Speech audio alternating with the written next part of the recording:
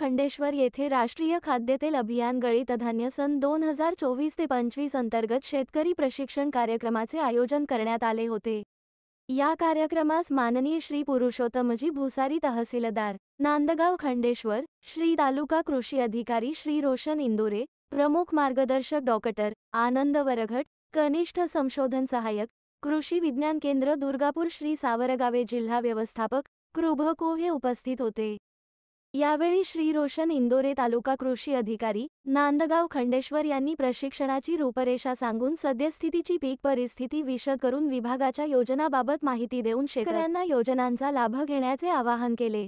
कार्यक्रमाचे मार्गदर्शक डॉक्टर आनंद वरघट, निष्ठ संशोधक कृषी विज्ञान केंद्र दुर्गापूर यांनी कपाशी व सोयाबीन पिकांवरील कीड व रोगांची ओळख व त्यांचे व्यवस्थापन याबाबत सविस्तर माहिती दिली। तर माननीय श्री भुसारी तहसीलदार नांदगाव खंडेश्वर यांनी आपल्या मार्गदर्शनात शेती व्यावसायिक दृष्टीने करण्याचे आवाहन केले।